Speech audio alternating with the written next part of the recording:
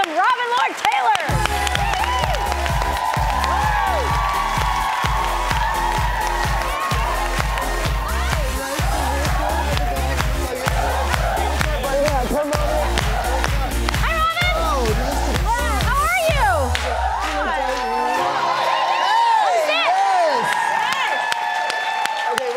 First of all, I just have to do it.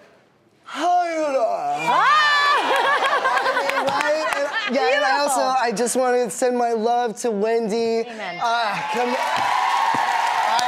I would have missed this for the world, and again, like, this is the motivation I need to get another really good job so I can come back and see the lady yourself. Right. But I'm so happy to be here with you guys. You guys are awesome. And then you completely did a one-over on me here, and you changed your look. I was expecting you to come in looking like all sleek black hair. What's the blonde? The goth is gone. What happened? You shaved it all Yeah, I did. Well, yeah, we wrapped the show in the middle of December.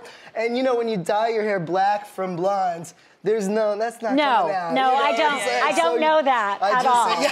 I have no idea what you're talking about. And the other weird thing, too, is that your roots come in blonde, so it's like the opposite of cool. Yeah, like, it's like totally weird. I'm loving this look. This is good. It's very edgy.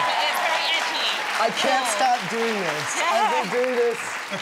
You're like furry. part Brillo pad, part Bieber. It's pretty soft, though. I feel it. I like this. I like this. I have a question for you. You wrapped in December. Yes. And we're all waiting to see the secrets you can't necessarily tell us, but tell them. Okay. Well, Penguin flies, and no, he doesn't fly. So we start the season. Gotham is apocalypse. It's been shut off from the rest of the country, and so Penguin, he senses an opportunity. He plants himself in City Hall. He controls all the ammunition, so he has a lot of power. Yeah, right? I know. I like yeah, this. Gotham bullets is currency, so it's a family show. Anyway, so he's very powerful, and he sets up this little like authoritarian regime in Gotham City. But then he learns that in America, authoritarianism doesn't work. Wait, it doesn't? Yeah, imagine really? that. Sound like I'm pretty anyone? sure it does, actually. Yeah, right, Do you watch exactly. CNN? Copy that. Anyway, yeah. But it's cool. Like, I never imagined you to be Penguin. Like, you're not big and round, but you're gonna be, aren't you? Well, yeah, Yeah, exactly. Yeah. We jump forward at the end of the season, so we'll actually get a glimpse of the penguin that we all grew up. You look like a gluten-free, sugar-free penguin. Totally. Yeah, this is Whole 30 penguin. Right. Yeah, right. But you actually have to wear a fat suit coming up. Yes, I do. Yeah. And are your fat suits just as stylish as your regular suits?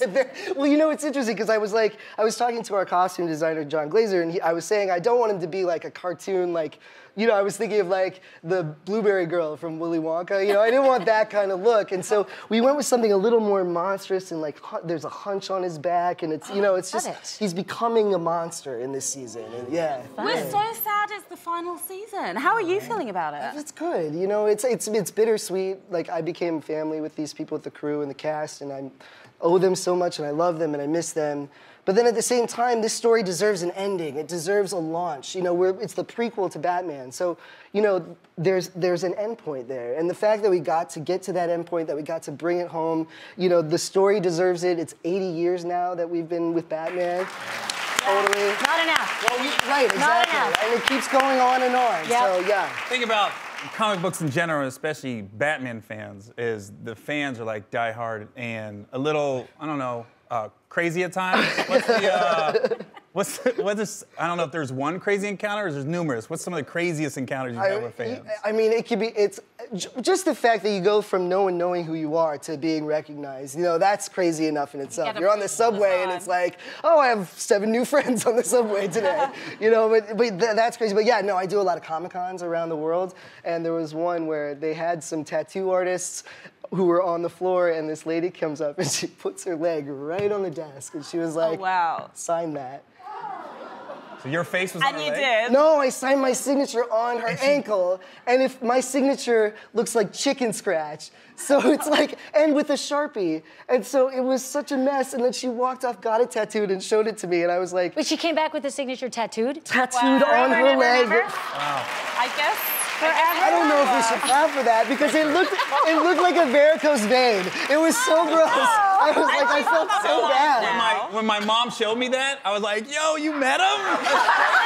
That was your love. Send her my love. She's a huge fan. I have to say, you are so excellent on the show. How fun is it? You're amazing. How is it? It's one thing playing a good guy. You play a bad guy. Yeah. How fun is it playing a villain? It's the most fun. I mean, it really is. To play someone, I'm a very non-confrontational person in real life. Shocker, I'm sure. But to play someone who intentionally pushes people's buttons and to makes drama and makes things happen, like, it's just so exciting. And, you know, play a character with such ambition that he'll do whatever it takes. I mean, you know, it just... inspiring is the wrong word, but you know, as an actor, that's the kind of stuff you really want. You know, and you have to physically attack your co-stars once in a while, yes, right? we have, like, I mean, I'm wearing three-piece suits, these gorgeous suits, and I'm like going after people on the ground. You know, there's stunt choreography. We have an amazing Emmy-nominated stunt team on our show, and yeah, just to be able to work with those people is incredible. But it's always really scary because it's like, you know, you're trying to take it as close to the line as you can, make it look as real as possible, but then still not hurt them at all, you know? So mistakes happen. So when you walk around in New York City, I think what a lot of people don't realize is you can be uber famous, like Harrison Ford and Tom Cruise. You can walk around in New York City and was like, whatever. They just don't really look or care. But when you go home, and you're from Iowa. I'm from right? Iowa. Like a small town in Iowa, right? Yes, and we all apologize for Steve King. So. But when you go home, are you just like the president? Or are you just massive? Does everyone just love you? I go home and I go to my mom's house, and then occasionally I'll go to Target. Nice. And that's about it. Do you get swarmed at Target? No, I have my Hawkeye hat on, you know, and you know, you wouldn't know. But, so this humility, though, is adorable. But they love you there.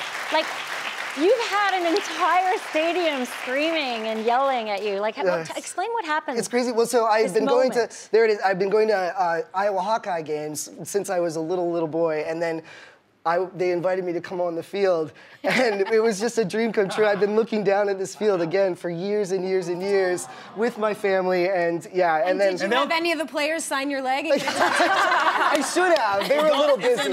Iowa's the college that has the children's hospital attached to the stadium. And they do the wave, and yeah. during the game, in between, I believe the first and second quarter, everyone in the stand stands up, turns around, and the hospital is right next to the stadium, and looks down.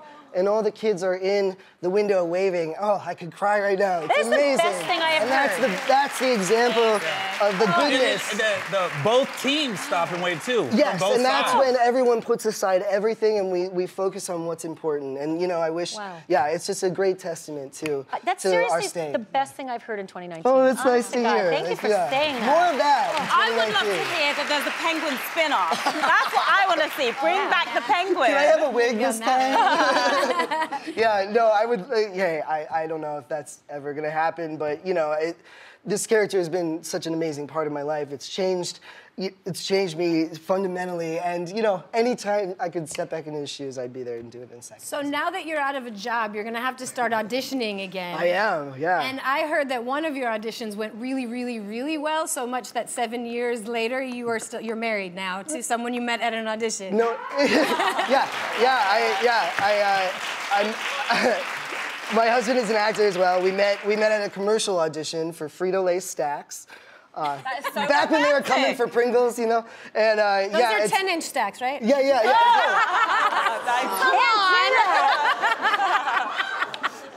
So anyway.